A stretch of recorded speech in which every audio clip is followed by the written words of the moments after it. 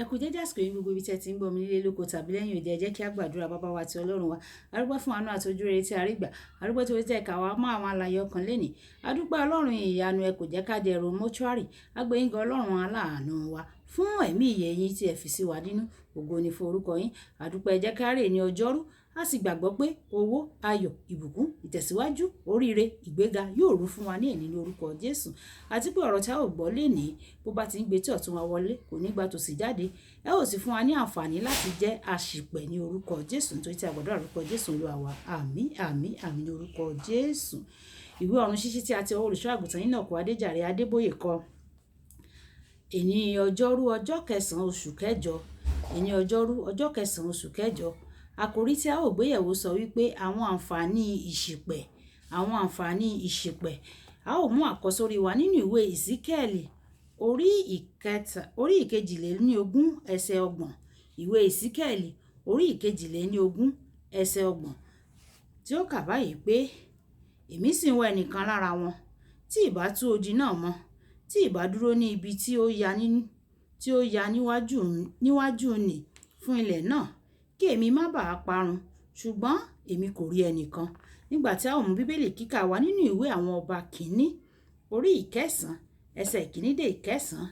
Ìwé àwọn ọba kìíní orí ìkẹsàn-án ẹsẹ̀ ìkíní dé ìkẹsàn-án, tí ó kà báyìí pé, ó sì ṣe bí Sólómọ́nì ti ń parí kíkọ́ ilé Olúwa àti ilé ọba, àti gbogbo ìfẹ́ Sólómọ́nì sì wù ú láti ṣe, Olúwa sì fi ara hàn Sólómọ́nì ní ẹ̀ẹ̀kejì gẹ́gẹ́ bí ó ti fi ara hàn án ní Gíbíónì. Olúwa sì wí fún un pé, mo ti gbọ́ àdúrà rẹ àti ẹ̀bẹ̀ rẹ tí ìwọ ti bẹ̀ níwájú mi. Mo ti ya ilé yìí sí mímọ́ tí ìwọ ti kọ́ láti fi orúkọ mi síbẹ̀ títí láé, àti ojú mi àti ọkàn mi yóò wà níbẹ̀ títí láé, bí ìwọ ò bá rìn níwájú mi bí Dáfídì bàbá rẹ ti rìn, ní òtítọ́ ọkàn àti ní ìdúróṣinṣin, láti ṣe gẹ́gẹ́ bí gbogbo èyí tí mo ti pa láṣẹ fún un àti fún ọ, tí ìwọ yóò sì pa àṣẹ mi mọ́ àti ìdájọ́ mi mọ́. Nígbà náà ni èmi yóò fi ìdí ìtẹ́ rẹ múlẹ̀ lórí Ísírẹ́lì títí láé, tí mo bá ti ṣe ìlérí fún bàbá rẹ, gẹ́gẹ́ bí mo ti ṣe ìlérí fún bàbá rẹ. Pẹ̀lú bí ẹ̀yin yóò máa yí padà, bí ẹ̀yin yóò bá yí padà, má tọ̀ mí lẹ́yìn, ẹ̀yin àti àwọn ọmọ yín, bí ẹ̀yin kò bá pa òfin mi mọ́ àti àṣẹ mi tí mo ti fi síwájú yín. Ṣùgbọ́n bí ẹ̀yin bá lọ tí ẹ sì sin àwọn ọlọ́run mìíràn, tí ẹ sì bọ wọ́n, nígbà náà ni èmi yóò ké Ísírẹ́lì kúrò ní ilẹ̀ tí èmi fún wọn, àti ilẹ̀ yìí tí mo ti yà sí mímọ́ fún orúkọ mi, ni èmi yóò gbé sọnù kúrò níwájú wọn.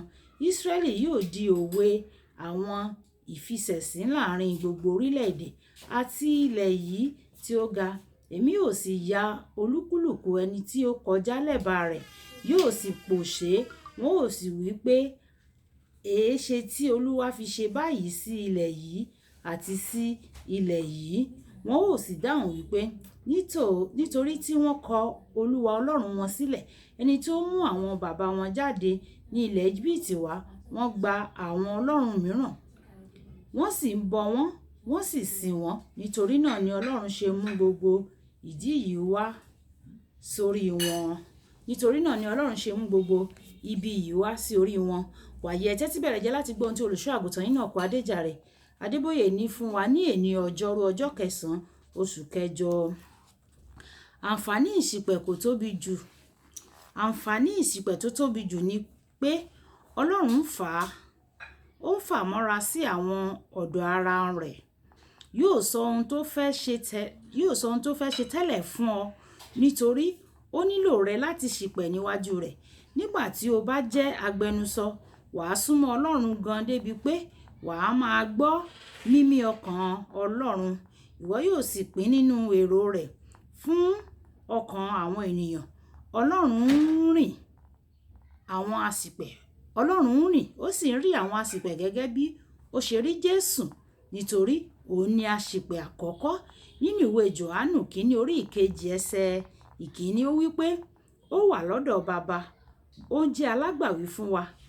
Àwọn aṣìpẹ̀ máa ń gba ẹrù tó lágbára fún ọkàn àwọn ènìyàn, gẹ́gẹ́ bí Jésù ṣe ṣe nígbà tí ó fi ẹ̀mí rẹ̀ lélẹ̀ fún ènìyàn. Mósè agbẹnusọ ní tòótọ́, ó ṣe àkàwé bí ó ṣe gbé ẹrù yìí tó nínú ìwé Ẹ́kísódù orí ìkejìléníọgbọ̀n ẹsẹ̀ ìkọkànléníọgbọ̀n títí dé ẹsẹ̀ ìkejìléníọgbọ̀n. Mósè sì jáde tọ̀ Ọlọ́run lọ, ó sì wí pé, yéè, àwọn ènìyàn wọ̀nyí ti dẹ́ṣẹ̀ ńlá o, wọ́n sì ti dá òrìṣà wúrà fúnra wọn. Nísinsìnyí bí ìwọ ò bá dáríjì wọ́n, bí bẹ́ẹ̀ sì kọ́, èmi bẹ̀ ọ́ o, pa mí rẹ́ kúrò nínú ìwé rẹ o tí ìwọ ti kọ. Ó ní kí Ọlọ́run kí ó dáríjì àwọn ọmọ Ísírẹ́lì tàbí kí ó yọ orúkọ òun kúrò nínú ìwé ìyè. Ìyẹn ni bí ẹ̀rù ọkàn àwọn ènìyàn ṣe wà lórí àwọn aṣìpẹ̀. Ìdí nìyẹn tí àwọn aṣìpẹ̀ ṣe ń wà ní ẹ̀ka kan náà. Ìdí nìyẹn tí àwọn aṣìpẹ̀ ṣe ń wà ní ẹ̀ka kan náà bíi ti Jésù Kristi. Jésù ni olórí ẹ̀ka náà. Irúfẹ́ èyíkéyìí àdúrà tí ó bá wà láti ẹ̀ka náà ni Ọlọ́run máa ń rí bí èyí tí ó wá láti ọ̀dọ̀ Jésù Kristi fúnra lára rẹ̀. Sólómọ́nì fẹ́ràn àwọn ènìyàn Ọlọ́run ju bí ó ti fẹ́ràn ara rẹ̀ lọ. Ìdí nìyẹn nígbà tí ó béèrè fún ọgbọ́n nìkan láti darí àwọn ènìyàn náà lọ́nà tó tọ́, Ọlọ́run pinnu láti bùkún fún un ju àfojúsùn rẹ̀ lọ.